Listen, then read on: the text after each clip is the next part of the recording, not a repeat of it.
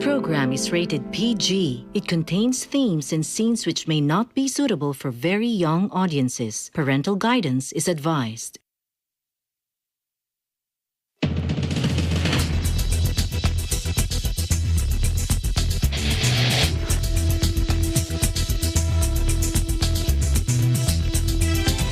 We're working to connect a region of over 600 million bridges between our lands.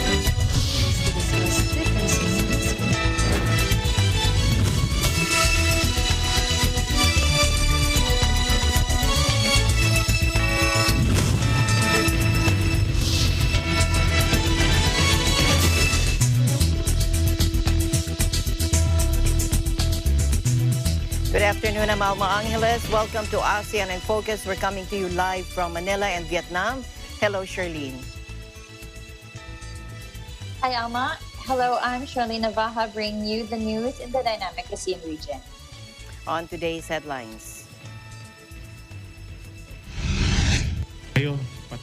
Typhoon Odette has further intensified while threatening the Bukas Grande, Siargao Island, and Dinagat Islands area, prompting the raising of tropical cyclone wind signal number 4 in some areas.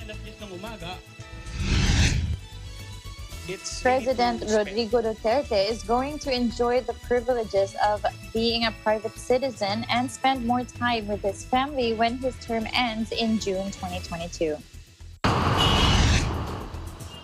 The Department of Education, or DepEd, issued a reminder to its officials, teaching and non-teaching personnel not to engage in electioneering and conducting partisan political activities in relation to the forthcoming May 2022 national and local elections. And NEDA said the Philippine economy may grow 7 to 8% in the last quarter of the year.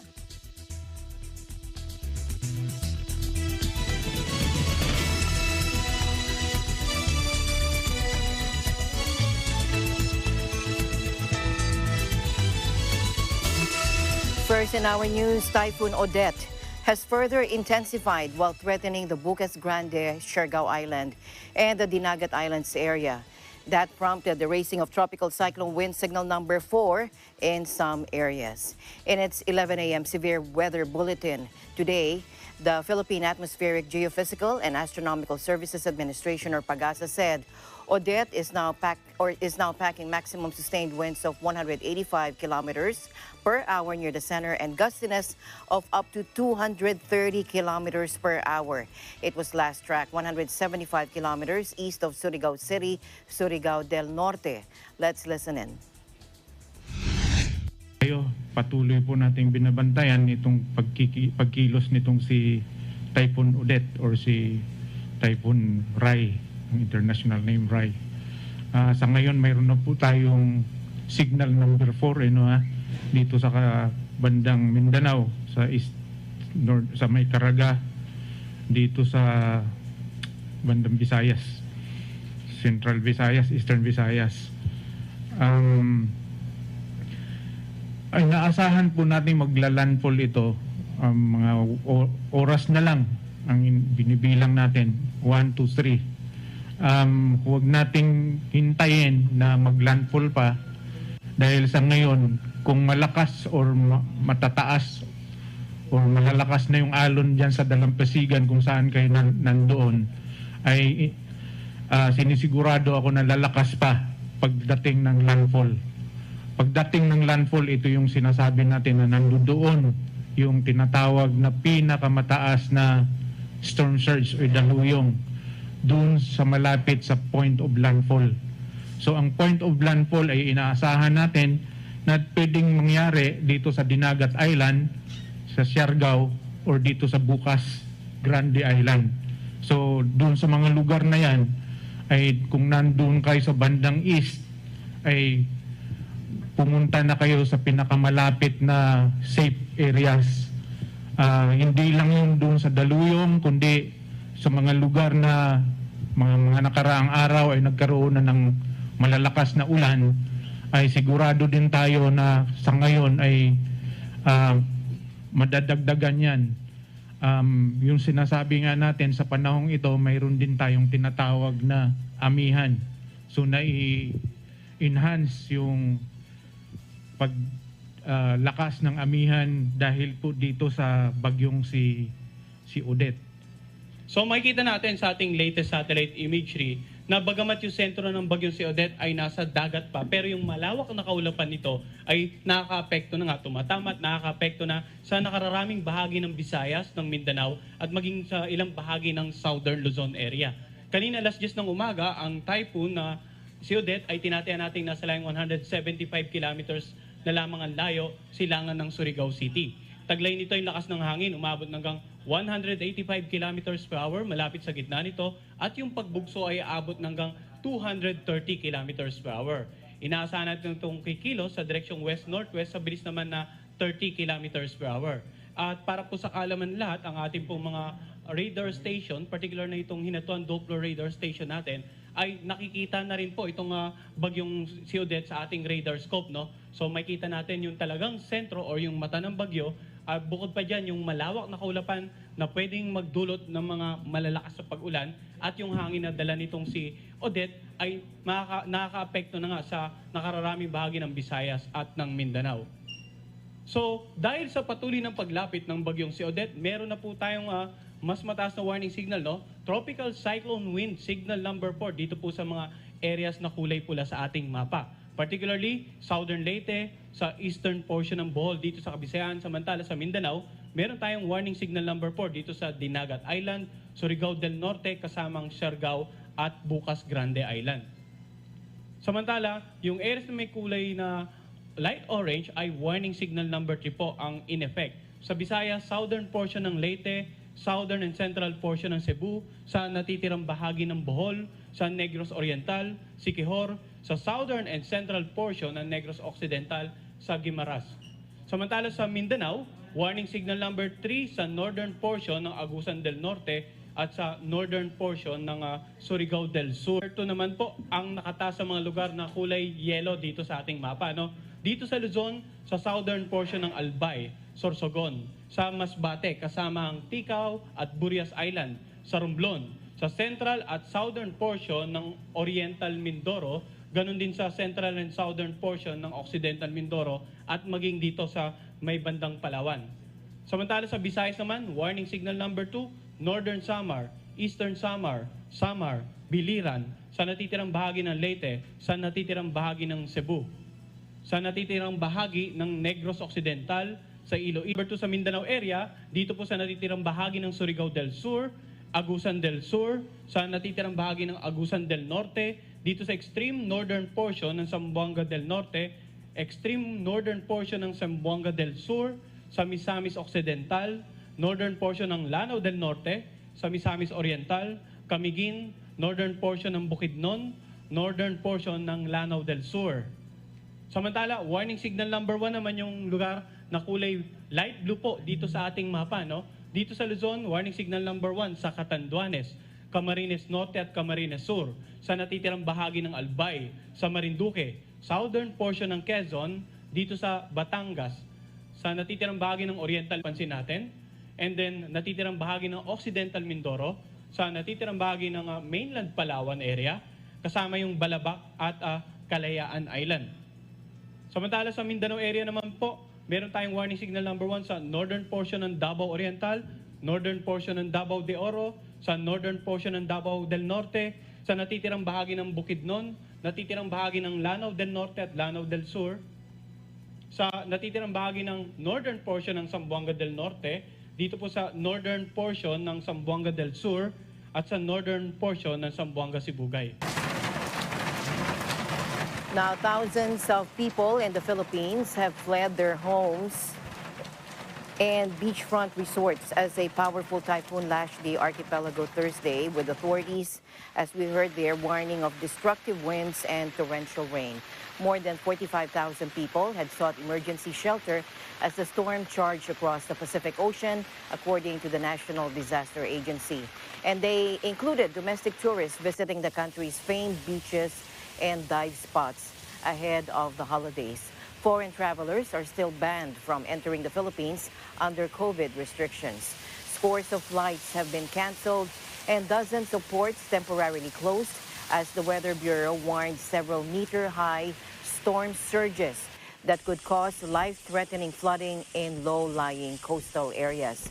Rai, locally named Odette, is hitting the country late in the typhoon season, with most cyclones developing between July and October. It is expected to sweep across the Visayas region and Mindanao and Palawan Islands before emerging Saturday over the South China Sea and then heading towards Vietnam. Pag-asa also said Odette is forecast to continue intensifying until its expected landfall today, this afternoon. And it has already landed. The typhoon may reach a pre-landfall peak intensity earlier of 175 to 195 kilometers per hour.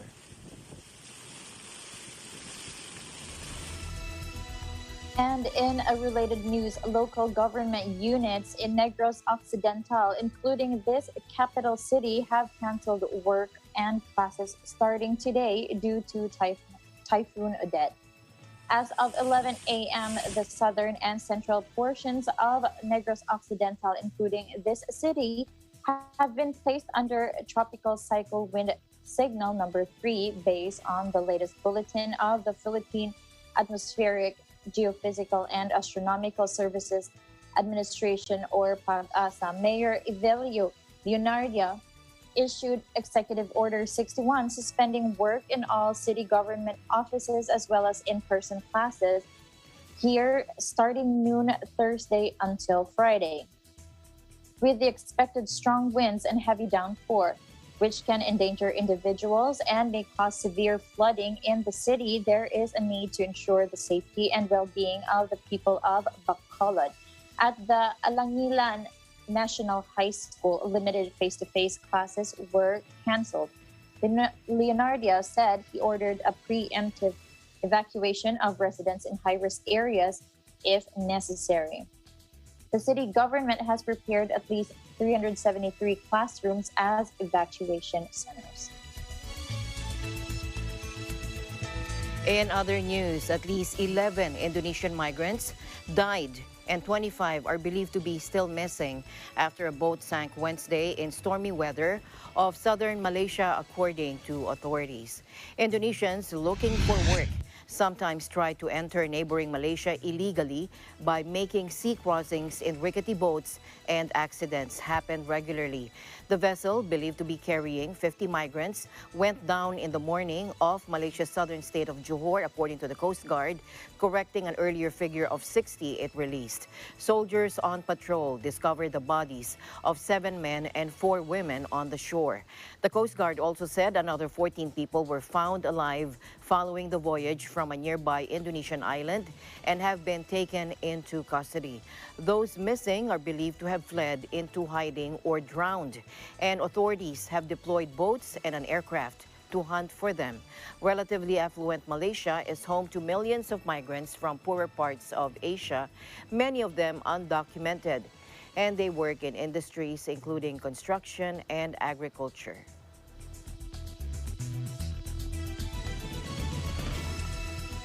A Hanoi court yesterday ordered the jailing of 2 activists who posted on Facebook about a land dispute clash that left 4 people dead on the outskirts of Vietnam's capital last year. Vietnam's government takes a zero-tolerance approach to criticism on social media. Ching Ba Phuong was sentenced to 10 years and Nguyen Thi Tham to 6 years for making, storing, distributing, or propagating information and documents aimed at opposing the Socialist Republic of Vietnam. 3 police officers and a resident were killed during a clash at Dong Tam Commune in January 2020 after officials attempted to erect a fence and were met by villagers armed with grenades, petrol bombs, and knives. Villagers had been resisting the military's attempts to build an airport on their land. Phuong and Tham's content distorted and fabricated the situation taking place in Dong Tam Commune, defamed the people's government, incited people to oppose the authorities, according to state-controlled Vietnam news agency. Phuong's mother and younger brother were sentenced to 8 years in jail in May, also for posting online about the incident. Their court appeal is scheduled for this month. In September last year, a Hanoi court sentenced 2 men to death for the murder of the 3 police officers, and 27 others were convicted over the incident. Land disputes are common in Vietnam, where powerful individuals and companies often make property claims. Staying in Vietnam, a Hanoi court on Tuesday sentenced one of its most prominent dissident journalists to 9 years behind bars on anti-state charges, the latest jailing of a press worker in Vietnam. Pham Don Trang, a campaigner for press freedom and civil rights, has long been a thorn in the side of authorities, writing on a host of controversial issues from land grabs to police violence. Arrested in Ho Chi Minh City in October 2020, the 43-year-old appeared in a Hanoi court Tuesday for a one-day trial, observed by journalists and diplomats via a video that had its audio signal frequently cut. The former state media reporter was accused of spreading propaganda against the Socialist Republic of Vietnam, according to Judge Chu Pong Ngoc. Her behavior was dangerous for society, implemented with the intention of violating the socialist regime, and she must be seriously punished, according to the judge. During the hearing, Trang testified to being detained 25 times since 2015 and said she had been terrorized by security forces. She walked with a limp due to a leg injury sustained when police broke up an environmental protest she attended 6 years ago. In her book, Politics of a Police State, she recounted the continual harassment she endured during these years. It included police pouring glue over her apartment's door, locked to prevent her from leaving, and posting intimate photos taken from her computer. Amnesty International's Deputy Regional Director for Campaigns, Minh Yu Ham, said the treatment of Trang was cruelly emblematic of the Vietnamese authorities' repression of peaceful human rights activism across the country.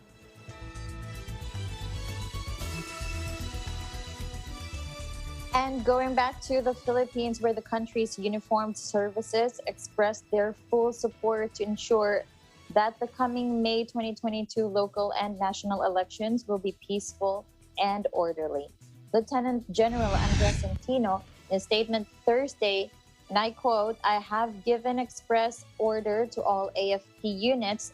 To some I have delivered in person to give our all-out support and ensure that Filipinos will have a safe and secure environment to exercise their right to choose their leaders." He said the armed forces of the Philippines, the Philippine National Police, and the Philippine Coast Guard made the assurance during the National Joint Peace and Security Coordinating Council meeting held Tuesday in Camp Crame, Quezon City.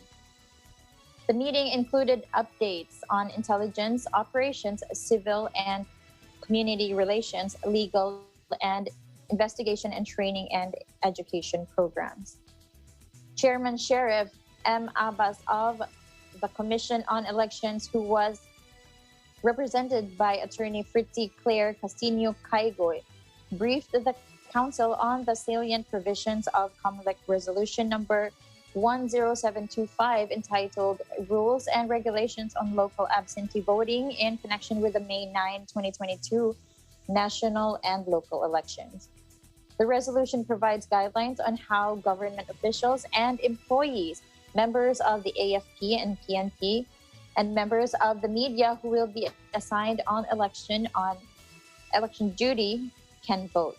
The co-chairpersons also signed the JPSCC resolution affirming the dismantling of 4 guerrilla fronts of the communist terrorist group and the weakening of 7 others. The document also confirmed the dismantling of 1 CTG vertical unit. These accomplishments will enable a more secure environment for the elections, particularly in the countryside. The JPSCC was activated to align peace and security and law enforcement efforts of the AFP and the PNP. A resolution signed in July included the PCG to expand the JPSCC's scope to include maritime law enforcement and marine environment protection.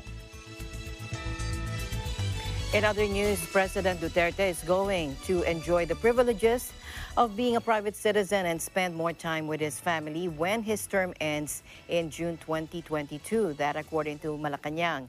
Acting presidential spokesperson, Cabinet Secretary Carlo Nograles said the president's withdrawal from the senatorial race is a personal decision, especially since he has spent 4 decades of his life in public service. Take a look. It's really to spend time with his family, no? After more than 4 decades ng serbisyo sa taong bayan, no? For more than 4 decades of public service, mula sa pagiging sa prosecution service as prosecutor, no? All the way up to being a mayor, vice mayor, a member of Congress, back to vice mayor, then now as president of the Republic of the Philippines. Now he wants to spend more time with his family. Nograles also admitted that there are supporters still convincing him to run for public office. However, he said President Duterte has made up his mind. Aside from wanting to spend more time with family, Nograles said backing out from the senatorial race will allow the president to prioritize the country's COVID-19 response. He also said the president will also ensure a peaceful, transparent, and fair national and local elections in May next year. Meanwhile, Nograles also expressed optimism that the ruling partido ng Demokratikong Pilipino Laban or PDP Laban remains supportive of President Duterte's decision to withdraw his certificate of candidacy or COC for senator, despite the withdrawals of President Duterte and Senator Christopher Bongo from their respective 2022 election bids. Nograles said he believes the PDP Laban will remain a dominant political party.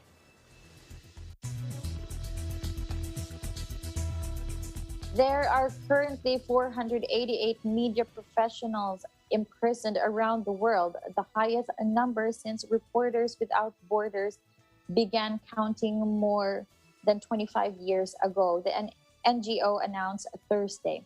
By contrast, the number killed this year, 46, was the lowest since it began issuing annual tallies due to the relative stabilization of conflicts in the Middle East. The number of journalists detained in connection with their work has never been this high since RSF began publishing its annual roundup in 1995. The NGO, which battles for freedom of the press, said in a statement. The number has risen by some 20% over the past year, thanks largely to crackdowns on the media in Myanmar, Belarus, and Hong Kong. RSF said it had also never seen so many female journalists detained, with the overall number of 60 representing a third more than 2020. China leads the way for imprisoned journalists with 127, thanks in large part of the national security law it imposed on Hong Kong, undermining many of its long-standing democratic freedoms.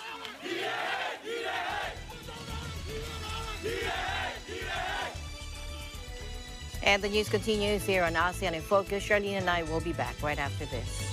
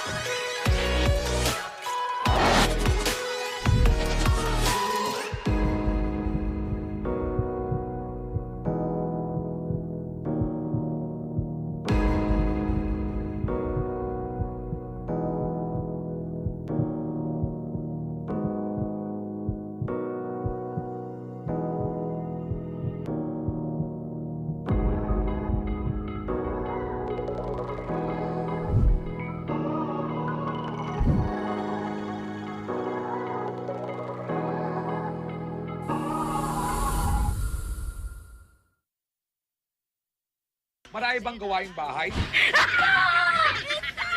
Laba-laba muna. Nag-i-style ako para makaiwas. Ito, mahirap binutusan. Dito, wala kayong magagawa kundi ang tumawa. Yung sinubukan mong magtampo, tapos ikaw din ang nag-sorry. At mag-ready rin para sa ating Game of the Day! Good night. Please hang up and never call us again. Sayang! Nagpakulay ka, nakalimutan mo wala kang buhok. Funniest Nakaball Videos! This week, we are going to do the chicken series. At meron ako sorpresa sa inyo dahil meron na akong guest ngayon. Ina Asistio. Yay! Hi! Hi, Mother! Ayan, pinahiwa ko po. So, kayo na pong bahala. Kung siya po yung tagaluto nyo, kayo na pong bahala. Shape ang pipiliin nyo. Lahat ng shape ginawa po niya. Buti na lang kami kakain ito.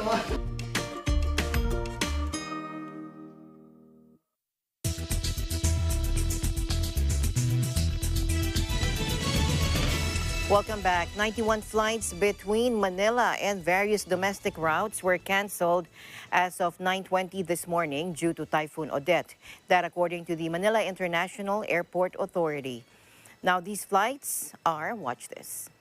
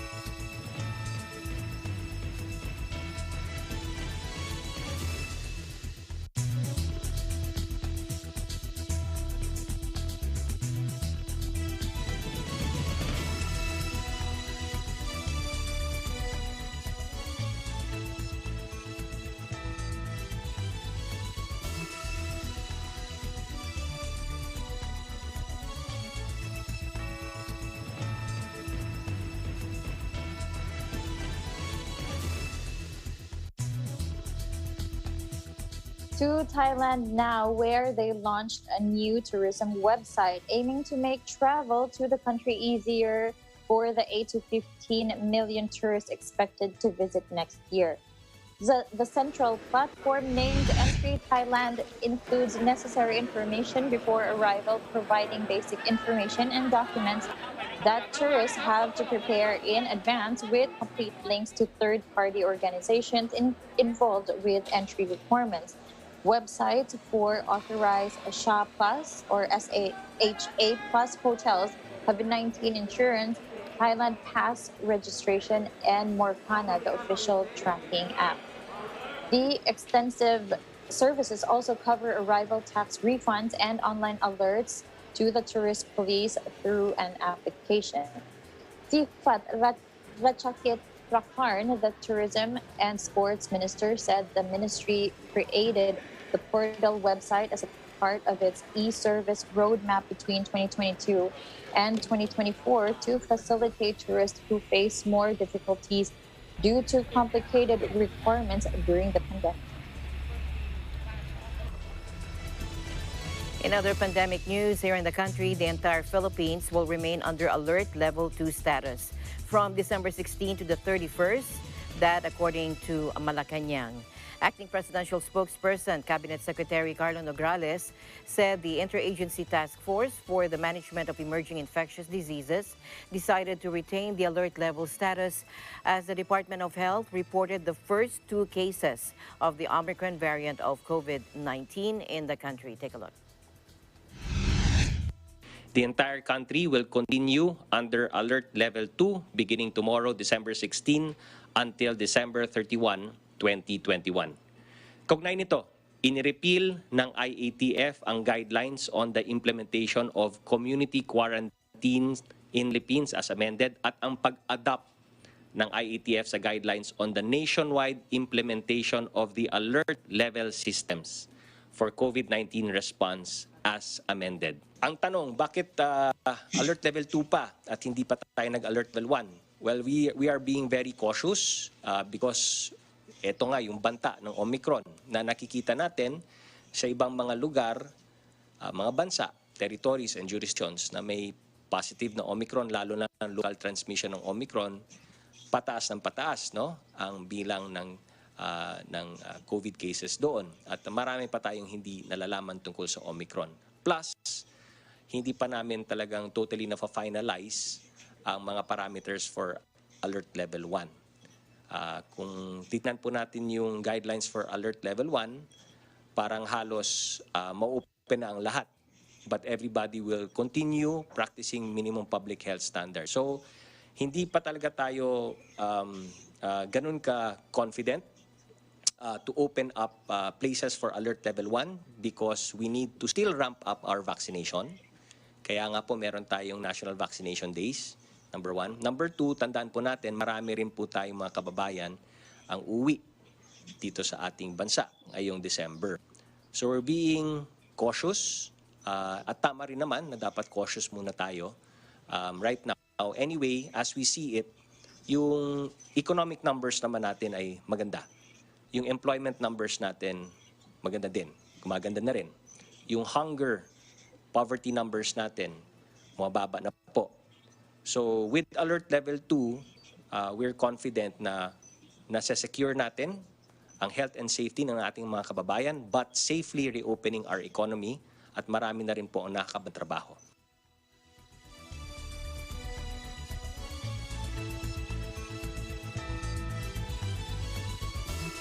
Laos has recorded 1,493 cases of COVID-19 across the country today with 6 new deaths. The National Task Force for COVID-19 Prevention and Control reported that X tests were conducted across the country over the last 24 hours with 1,493 new cases confirmed. There were 1,493 cases of community spread across the country. Laos now has 12,228 active cases of COVID-19 with 262 confirmed deaths and 94,554 total cases. Meanwhile, 685 people recovered and were discharged from hospitals around the country yesterday. First dose vaccinations have now reached 58.48% of the eligible population, while second dose vaccinations have now reached 45.13%.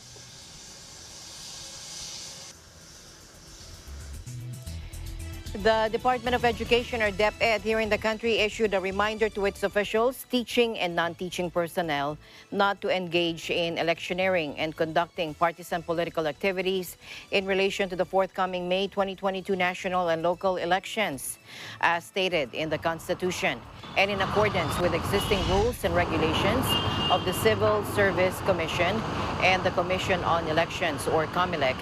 Government officials and employees are prohibited from engaging in any electioneering and partisan political activity to ensure civil servants are focused on public service, according to DepEd.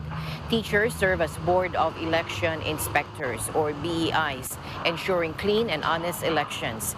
As BEIs, teachers oversee polling precincts, verify voters, and handle election-related materials.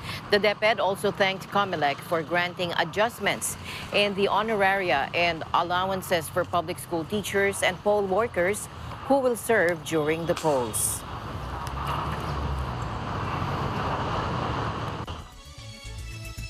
And ASEAN in Focus will be right back after a short break.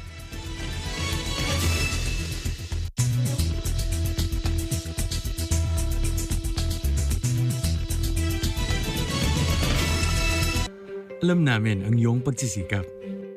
Dama namin ang iyong mga sakripisyo. Kita namin ang pagharap mo sa bawat pagsubok. Kaya sa kabila ng mga hamon ng buhay, nandito kami para umalalay. Kasi katulad mo, gusto rin namin ang magandang bukas para sa kanya. Hatid namin ang dekalidad na edukasyon at makabagong pasilidad sa abot kayang halaga. Kaya huwag ka na mangamba. Sasamahan ka namin tuparin ang mga pangarap niya.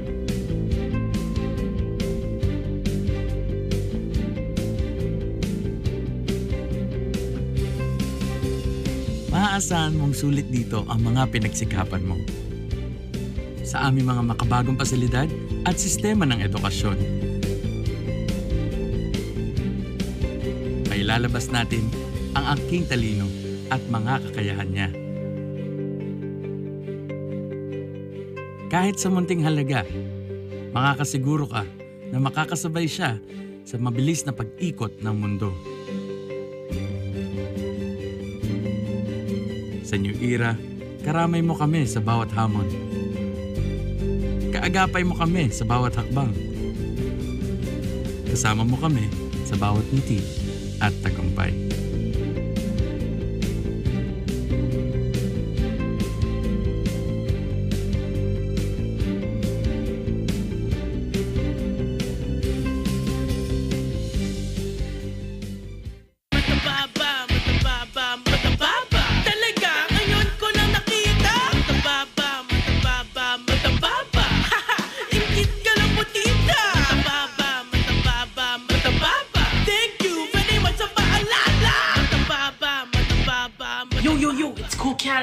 Catch me on Letters and Music, on air and online only on Net 25. See you.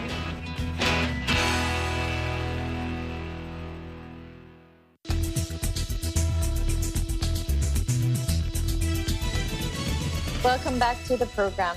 COVID-19 contributed to making more than 50 million people in the Asia-Pacific region more food insecure during the first year of the pandemic, UN agencies reported on Wednesday.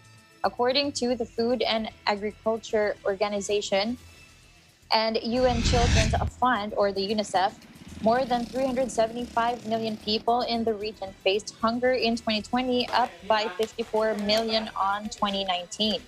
Both agencies said that high levels of poverty continue to hold healthy diets out of reach for 1.8 billion people in the vast region. Hunger and poor nutrition levels in Asia and the Pacific in 2019 were already concerning, but the pandemic has made this drastically worse. UNICEF and FAO insisted before, adding that even countries that had initially reported a limited number of COVID-19 cases had suffered the negative effects of containment measures. Combating and eradicating food insecurity and malnutrition by 2030 are key sustainable development goals. Back here in the country, Malacanang on Thursday thanked Congress for the expeditious ratification of the proposed 5.024 trillion peso national budget for next year. Now this after the House of Representatives and the Senate separately ratified the Bicameral Conference Committee report on the 2022 General Appropriations Bill, or GAB. The palace thanks Congress for working overtime to expeditiously ratify the proposed 2022 national budget, according to Acting Presidential Spokesperson, Cabinet Secretary Carlo Nograles in a statement. Nograles also said the palace considers next year's budget vital to support the country's COVID-19 resilience initiatives and to sustain socio-economic recovery efforts.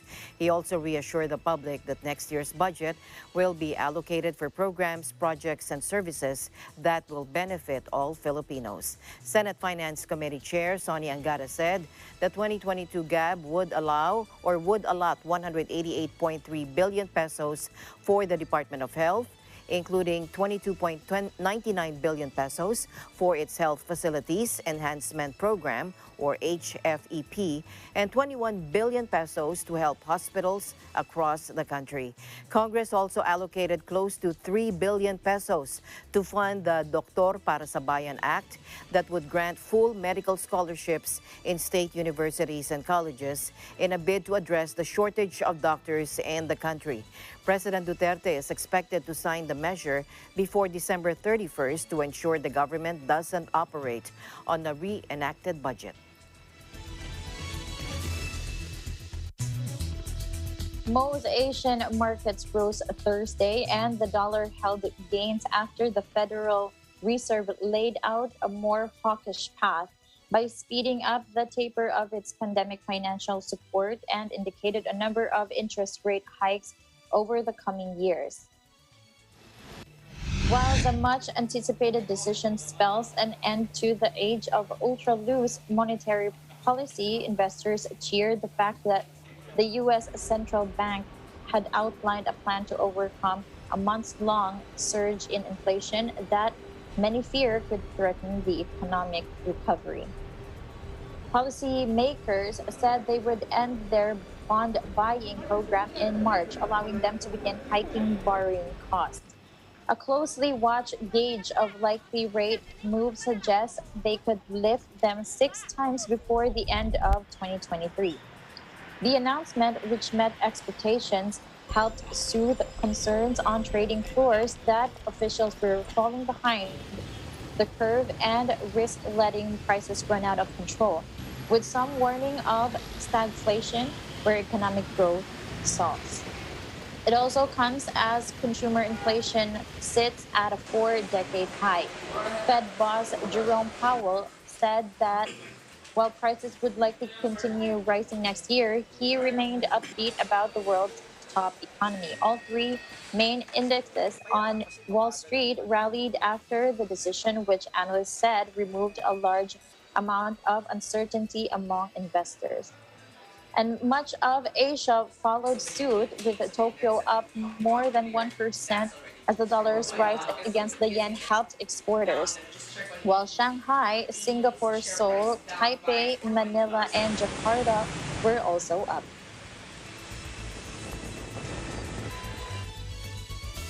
The rates of the central bank's term deposit facility, or TDF, registered varied results anew on Wednesday, with demand seen stronger for the 7-day facility. Take a look.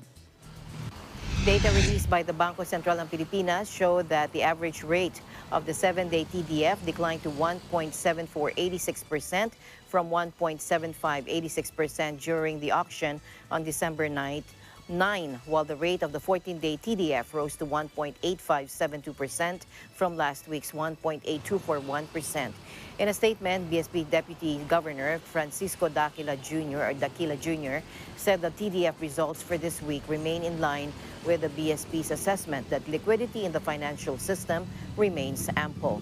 Daquila also said the observed preference of market participants for the shorter tenor is attributed to seasonal effects as banks prepare to service higher cash demand during the holidays.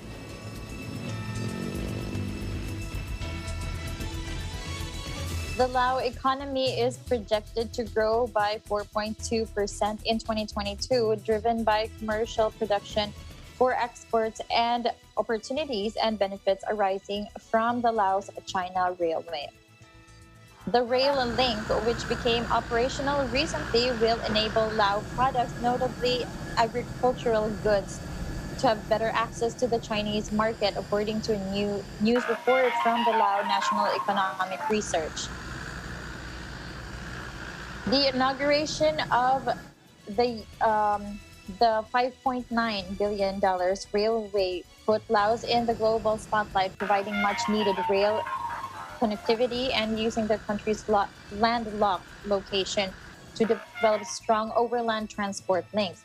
The Lao government aims to make the country a regional hub and offer transit services. The country will also seek to capitalize on all the potential provided by the railway. This year, the Lao economy is projected to grow at a rate of 3%, lower than the figure of 4% approved by the National Assembly. The slower growth is being linked to the prolonged lockdown due to the pandemic. Back here in the country, NEDA said the Philippine economy may grow 7 to 8% in the last quarter of this year. Greater economic activity in the October to December period may be the reason for this, that according to the National Economic and Development Authority, or NEDA. In a briefing after the meeting of the Development Budget Coordination Committee, or DBCC, Socio-Economic Planning Secretary Carl Kendrick Chua said until health experts come up with a better understanding of the Omicron variant, it would be difficult to assess how it will impact the country's economy. Let's listen in. Yeah, and we are already at 4.9% year to date in the third quarter. And that the reason why we upped the full year between 5 to 5.5 is because in the fourth quarter, we actually saw much more economic activity, significantly much more. as you may have seen in our previous presentation. So I do not have the exact number, but I think the fourth quarter growth should be also around 7 to 8% year on year to hit the 5 to 5.5, more or less. That is where we are headed. I hope we can do better. And the good news is even as we increase the mobility, even as we allow children to go out, even as we open the pilot of schools, the cases and deaths all go down. So that is a very good sign that we are on track to achieving more. The Business Mirror reports that the DBCC had said that the government has built on the country's economic gains and successful vaccination drive in 2021. And with this, the Economic Development Cluster crafted a 10-point policy agenda to shift the country from a pandemic to an endemic paradigm. The 10-point policy agenda covers these areas, which are metrics, vaccination, healthcare capacity, economy and mobility, schooling, domestic travel, international travel, digital transformation, pandemic flexibility bill, and medium-term preparation for pandemic resilience.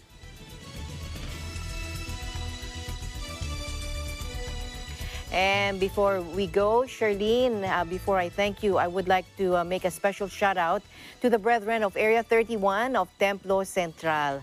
Happy year-end socializing to all. Happy year-end, and thank you for your continuous support and love to all Net 25 shows. We love you po. And happy wedding anniversary to Jairus and Ellen Kabuko of Mandaue City, Cebu. Stay safe po. Is that for you, Charlene? Charlene, thank you so much for keeping me company today. Thank you so much, Alma. It wasn't for me, but okay, I would just like to tell all my family and friends in Cebu, please take care. And a special birthday greeting to my baby sister here in Hanoi, Janelle Zachary Pipanya. Happy birthday, sweetie. Do you miss Cebu? And so much. That is such a beautiful island. I used to go there. Beautiful beaches, yeah. I'll see Cebu soon. Yes. Thank you so much, Charlene, for keeping me company. And that is the latest news in the Southeast Asian nation. Stay updated about the ASEAN region. I'm Charlene Navaja, and we live in interesting times. And we'll see you back tomorrow, same time, same place, here on ASEAN in Focus. I'm Alma Angeles. We live in interesting times.